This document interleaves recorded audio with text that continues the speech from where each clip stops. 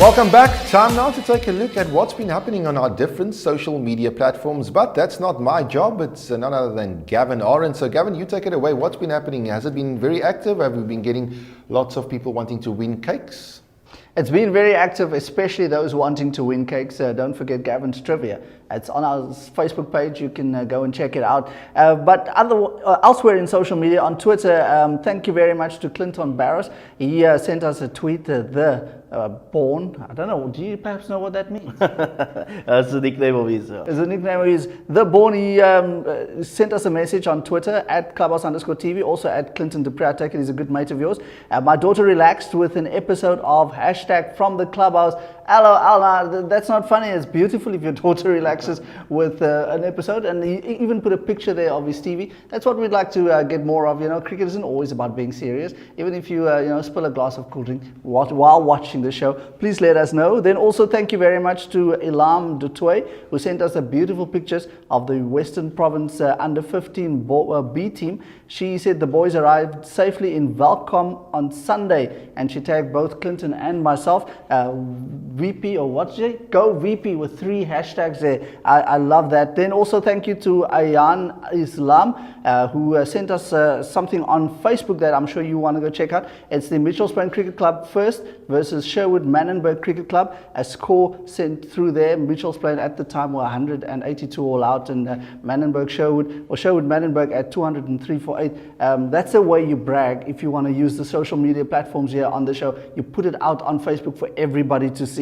As we have become accustomed to over the last few weeks, is we highlight a website or a Facebook site. Now I'm going to invite you, if you think you've got a hot website or a hot Facebook site or with a presence on Twitter, whatever it is, let us know that we can put it on this social media feature.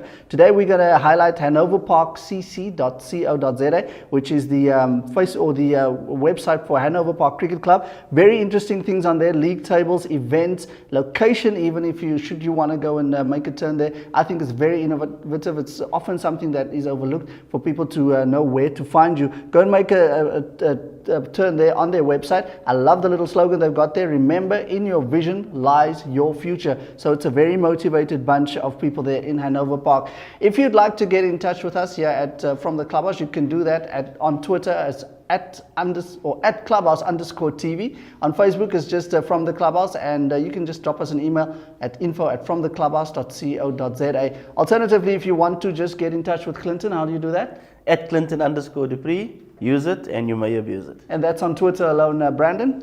It's Brandon Sportnut. Brandon Sportnut, that's on Twitter as well. If you'd like to get hold of me, I'm at Gavin Arends on Twitter, or just Gavin Arends on Facebook. Go and make a turn there. If you'd like to get in touch with the Western Province Cricket Association, it's at WP_cricket if you want to tweet them something. Well, is that your lot? And that's what's been happening. Quite a mouthful, I tell you. Well, get onto those social media platforms. You heard, we've got some tickets, the challenge to give away, so you certainly don't want to miss, or you don't want to miss out, I suppose. I can't say, first in, first out, or, first come, first serve, because it depends on who gives the right answers at the end of the day. But the show is all about cricket and amateur cricket, so we're going into the Christmas break now, and we'd like to see exactly where the teams are lying if you've reached your goals that you've set for yourself at the beginning of the season. So we'll be looking at the two-day logs for the First Division as well as the Premier League. And we're starting with First Division D, Clinton. Yeah, no, we have, and teams all getting up for the one-day final round of cricket before the Christmas break, and we chatted about it last week about we will discuss the logs, and looks quite interesting in the First Division D with Ulster of a Northlink played 4-1-4, and it's good to see momentum they're pushing for the first half of the season. They find themselves 101.95 points, and then Macassar in second place played 4-1-3, lost one and find themselves on 84 points. Then at the bottom of the log we have Nyanga, played 2, lost 2, and then also the 2 games in hand on the rest of the teams due to the incident that took place at Nyanga, and hopefully in the second half we'll find them back playing at Nyanga. They're on 10 points, and then Brooklyn Telkom in second last place on 16 points, played 4, lost 4. Could be interesting. Quite a few teams at the bottom of the log haven't won one game, and then up until 5th place we'll find that one team, all those teams only won one game, so it could be quite tight if they don't get it going again in the second half. So, Gavin, there's quite a bit been happening in the First Division C as well, and I know you keep quite a keen eye on the different logs. So, what's been happening there? It's pretty interesting, this one. I said this the last time we went through the logs, that this is the one that I'm watching with keen interest. Clinton mentioned about Macassar doing so well, and they're on the end too. In the First Division C, it's no coincidence, or I don't know what they're feeling, if the wind is just blowing in the right direction, but it's Hottentots Holland and Somerset West Cricket Club sitting 1 and 2 after having played 4 games and both winning 4 games, so that's going to be quite a derby when it does come off.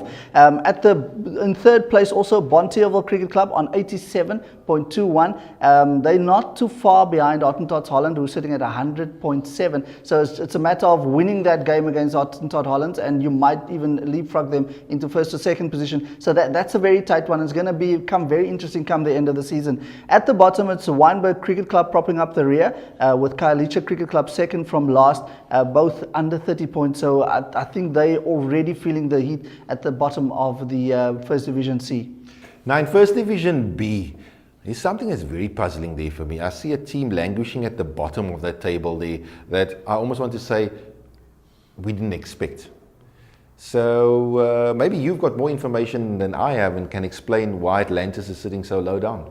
Yeah, no, it is quite concerning to see that they find themselves in 10th position on that log. We normally see them on the top. We normally see them at finals at 2020. So a lot of questions to be asked as to why. And hopefully, I mean, they've gained Shane Summers from the Boland as well this season. And hopefully, they can push on the second half. Maybe they're a team who can turn things around in the second half. But it is concerning to see them at the bottom. And together with that, Glamorgan also finding themselves without a win at the bottom of the log. And we know the type of club that they have. We know the type of cricket they play and how competitive they can be. And yes, their facility has been upgraded. We touched on that last weekend. And it's good to see the vibe back. And I've also recently just seen that the electricity has been placed back on again. So I would like to see that electricity that's in the clubhouse should now move obviously onto the field to ensure that they make that shift. And then on top of the log, Kuils River Cricket Club, who came down from the First Division A, and Strandfontein always up there, your club, sir, pushing on and trying to put pressure on Kuils River on top of the log. And the difference between the two on top is a mere 12 points. So it's a win between them. And then the one could replace the other on top of the log. But it's quite interesting to see how the clubs like Fortunate Pinelands are still hovering in the middle of the league. I would like to see these clubs all push on and put pressure on the top too. Now, Gavin, if you look at the First Division A, I'm glad I'm asking you about it because at the foot of that table is also Clinton's old club. It's a very interesting one, this, because at the foot of the club, as you say, Tygerberg Cricket Club, you don't expect them necessarily to be at the foot. However, they have played 1 game fewer than most other clubs. The other club, interestingly enough, who's also only played 3 instead of the 4 would be UCT, and I think the whole hashtag fees must fall had something to do with that. But Tygerberg still has that 1 game to play and will be, though, against the top team in that league, which is UCT. Having said that, Claremont in second place, Avondale in third, as well as Barons Fishhook in fourth, all still have a chance to go top if they just kick on from here, because the margin between fourth and, in fact, between fifth, which is Milnerton Cricket Club, and first is not that high. It's a matter of 1 victory that the other team doesn't get, and you jump right to the top. So this is a very, very closely contested one. At the foot of that table, I said Tygerberg, but then there's also their neighbours in Northern's Goodwood Cricket Club. They've already played 4 games though, and then Ottomans also after 4 games still without a victory. And then we get to the Premier League, the Premier League obviously, and then you look, it's also quite a tightly contested affair. There's not much in it. Definitely not. And if you look at from positions 1 to 7, there are 17 points between them after all of them have played 4 games. And that leaves to wonder what's going to happen in the second season, because you've got the likes of Western Province Cricket Club, who's lying on top of the log. Cape Town, 2 years ago, represented at club champs. Jobs and Augustine's in third place. And then Primrose in fourth place, who got promotion from the First Division A. Then below, you obviously got the likes of Durbanville, who would obviously believe that they shouldn't be lying there. They were at club champs last year, represented, and had a very good season. And hopefully, they will also just turn things around. Catalyst Victoria played 4, lost 4. But concerns for the Wine Gods out at Victoria. We touched on the Wine Gods last week as well. Altius United, with a star-studded side that they have, I would have loved to see them up high in the log and competing. And, just to see the Premier League between 1 and 7, having 17 points between them, must say that our playing fields are quite level when it comes to skills around the Premier League. Obviously, you know, it's funny you should mention that as well when you look at star-studded players in teams and you just think to yourself, you know, they should be performing well, but that doesn't seem to be the case anymore. I suppose it's just how your unit comes together. No, definitely, and all the clubs you see, there's also a lot of movement between players, and the clubs that you normally look at that maintain their players through a few years, and they're the ones that really flourish at the end of the day. And the movement does create a bit of instability in your team in the first half of the season. You probably pick that up in the second half, and you probably find the varsity like UWC will push on in the second half, and probably new players joining them, and they could probably do well. But I'm going to believe that our Premier League is quite strong, and you get it reflects in the log positions. I'm also going to believe that the guys are going to turn it around the second half of the season because they're going to have a bit of a break now, gather their thoughts, and then come back hungry and stronger, I would imagine, in the second part of the season. Gavin, before we go, there's those tickets on offer. It's part of Gavin's trivia, and people want those tickets. So just give us a recap of your question and maybe your answers even if you want to give it. People want these tickets so badly, and if you know what tickets they are, you'd want them badly as well.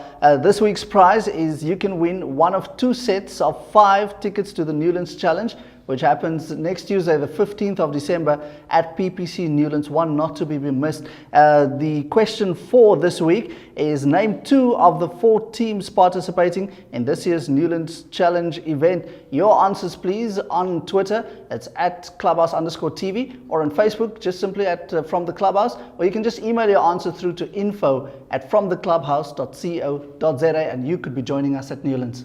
Thank you, Gavin. Thanks, Clinton. I think that's where we're going to wrap up tonight's show.